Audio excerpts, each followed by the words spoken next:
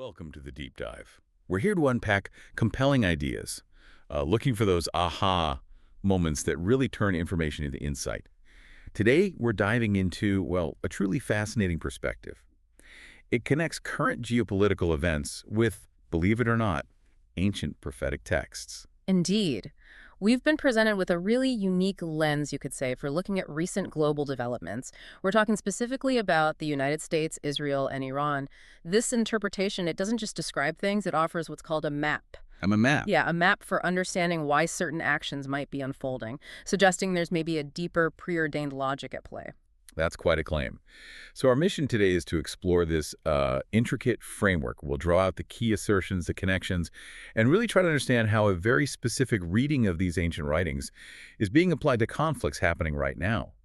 It promises to be a deep dive that, well, challenges the usual narratives, doesn't it?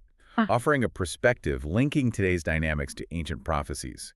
Exactly, and it raises questions about, how we find meaning in chaos, or maybe the power of narrative itself. Okay, let's get into the specifics then. Turning to the immediate claims about recent events. What does this interpretation actually say about the bombs used on Iran? Right, so this framework asserts that the bombs used on Iran, they weren't from Israel. They were, in fact, provided by Trump, which in this context means the American administration at that time. Provided by America. Yes. And what's highlighted is that when these incidents happened, sirens were apparently going off in Israel before the impacts were even felt in Iran.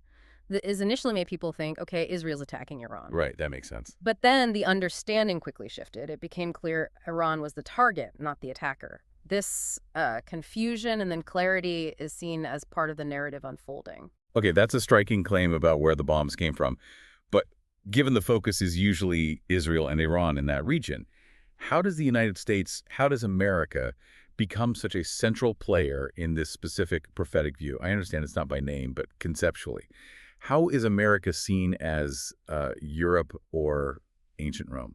Well, the perspective explains this by saying America is fundamentally an extension of Europe or ancient Rome. Mm-hmm. It's not literally geographical in the modern sense. It's based on the idea that the people who founded and, mainly populated America, apart from the indigenous populations, were Europeans. Okay. So from this viewpoint, America isn't explicitly named in certain ancient texts because it's seen as a kind of continuation and extension of ancient Rome. Therefore, the people living there are still effectively Romans by lineage in this model. Romans, interesting. And this foundational link, it then leads to another assertion that the, quote, moral decadence and failure in morals seen in America aligned with biblical descriptions of Babylon. Okay, so Babylon isn't a place here, but a moral condition. Exactly. It's a conceptual moral identification. The descendants of these Romans, as they're termed, are seen as embodying characteristics associated with biblical Babylon, fulfilling a kind of prophesied moral path. Right, I see the connection being drawn there. Hmm. So with that context for America's role, the interpretation itself really hinges on using these ancient texts as a map. Mm-hmm. It's a bold idea, treating ancient writings like a guide to current events. Mm-hmm. Where does this map, where does it start in this framework? It starts with the book of Leviticus, specifically chapter 16. The text talks about the congregation of the children of Israel taking 2 kids of goat. 2 goats. Okay. One is for a sin offering, the other is for Azel. Azel is described as a demon who would take an offering. Aaron, it says, cast lots on these goats, 1 lot for the Lord and another one for Azel, the second one being for the devil. This sets up a foundational ritual, and it introduces this crucial, quite enigmatic figure, Azel, who becomes central to the whole interpretation weaving through later texts. Azel. Okay, so where does this figure lead us next on this prophetic map? How does this ancient ritual connect to, well, the bigger picture of conflict? So the interpretation then brings in the book of Enoch. Now, Enoch, for context, is an ancient Jewish work. It's not in most standard biblical canons, but it is referenced in the New Testament, in the book of Jude. Okay. So it's used as a supplementary text here. Exactly. It's seen as providing additional detail. In Enoch, Azel is portrayed as the leader of demons. He's said to have influenced other demons to fall, and significantly for our discussion, he made people use instruments and weapons. Weapons. So linking this figure directly to the tools of war. Directly. It suggests Azel's influence is on the very tools of conflict. And then Enoch 10 describes a command to Bind Azel hand and foot, cast him in darkness, make a hole in the desert of the Dudale and throw him, putting rough, jagged rocks or even concrete on him, covering him with darkness. Wow, very specific imagery. Very specific.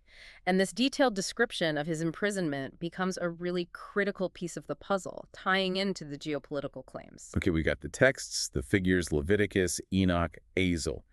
Now, the crucial step. How do Azel and his supposed prison connect across millennia to Israel, Iran, and the recent events we started with? This is where it gets, well, startling. Right. This is where the geography and the prophecy really lock together in this view. Dudale, the place Azel is supposedly imprisoned, it's described as a dissolute burning wasteland with jagged rocks, a literal pit in the desert. A pit in the desert. Now, while its exact modern spot isn't universally agreed upon, early interpretations placed it in the western region of Mesopotamia near Zagros Mountains. But what's central to this specific interpretation is that this area is identified as today's Iran. Today's Iran. So Dudale is located in modern Iran, according to this map. That's the direct link being made, yes. This ancient prophesied location is physically situated, in this view, in modern-day Iran. Okay, so an ancient demonic prison located in modern Iran. Then you mentioned Israel comes back in with a reference to Revelation 9. How does Israel fit? Precisely. The Israeli flag with its star is used as a direct visual link. The Star of David. Yes.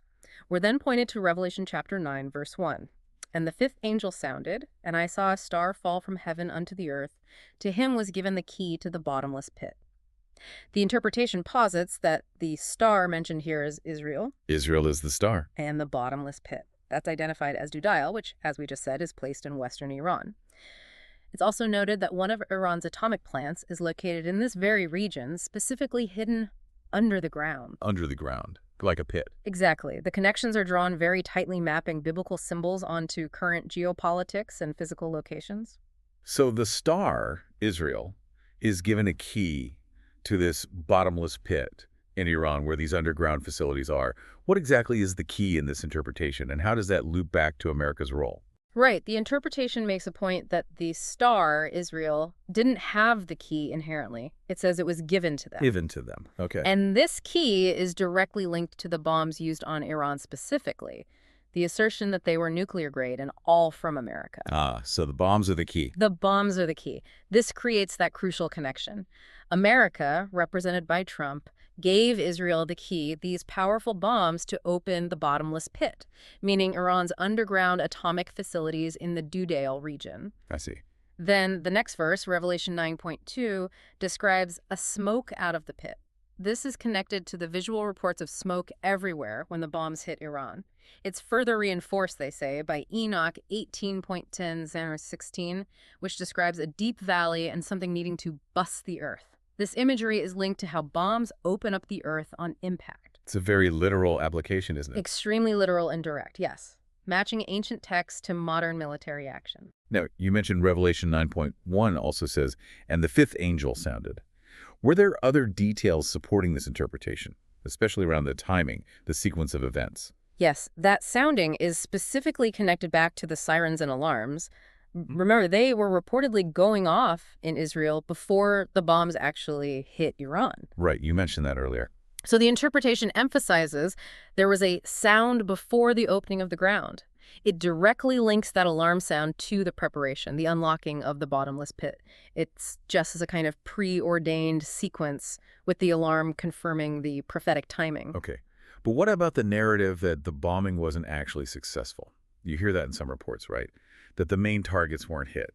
How does this interpretation deal with that? It deals with it very directly. It calls those counter-narratives lies from, general news sources. It acknowledges claims that maybe the bombing never happened or they didn't manage to drill down to the real thing. It even mentions videos supposedly showing people near a small crater. But this interpretation dismisses those videos, specifically pointing out that the people in them were allegedly speaking in Arabic. The assertion made is, quote, they don't speak Arabic in Iran, unquote, so the footage must be misleading. Right. Farsi is the language in Iran. Exactly. So the counter-narrative presented within this framework is that within a few minutes of the bombing, Iran was calling the same Trump asking for a ceasefire. A ceasefire call. Yes. And that swift call for a ceasefire is presented within this view as definitive proof that the operation was successful. that it hit the intended targets deep underground, forcing Iran's hand. Okay, so putting all these pieces together, the ancient texts, the figures, the geography, the specific events, the counter-narratives, what does it all mean for the future, according to this view? Is this the end, the final prophetic fulfillment, or is it something else? Well, connecting it to the bigger picture, these events are not seen as the ultimate end, not the final act. Instead, they're characterized as something like a typing shadow or a practice run by God. A practice run, like a rehearsal? Sort of. The idea is that God performs few things, smaller scale events, as a warning or a preview of what's really coming. These events are described as the beginning of the end. They show what is about to take place before God's real move happens later. So a divine rehearsal, setting the stage, demonstrating power and intent, but not the main event itself. Precisely. It serves as a stark warning, maybe a signpost on a much larger timeline, indicating these are just precursors to something grander, something yet to unfold. Wow. We've certainly navigated a remarkably intricate and very specific interpretation today. We've unpacked how these recent geopolitical actions, U.S., Israel, Iran, are being viewed through this unique prophetic lens, connecting them right back to Leviticus, Enoch, Revelation, and this idea of a demonic influence tied to a specific place in modern Iran. It really is a powerful example, isn't it? How some people seek to understand incredibly complex world events by, well, mapping them onto these historical and prophetic narratives. It creates a framework where every action seems to have this deeper spiritual significance. Yeah. It provides a very distinct perspective on why things might be happening, the motivations, the implications of global power. It frames them not just as politics, but as part of a larger, unfolding divine plan. It's certainly one way to make sense of events that might otherwise feel chaotic, giving them a kind of preordained structure, a very different narrative. This deep dive absolutely gives us, and hopefully you, something to consider. Beyond all the specific details we've discussed, what does this unique mapping of ancient texts onto modern events tell us? Maybe about the human desire to find meaning, especially in chaos, or the sheer power of narrative itself in explaining things that seem inexplicable. It makes you wonder what other global events might be viewed through similar prophetic maps, and how could interpretations like these influence how people understand and react to the world. Definitely something to keep in mind as you continue to navigate, well, the ever-evolving world around you. Welcome to the Deep Dive. We're here to unpack compelling ideas, looking for those aha moments that really turn information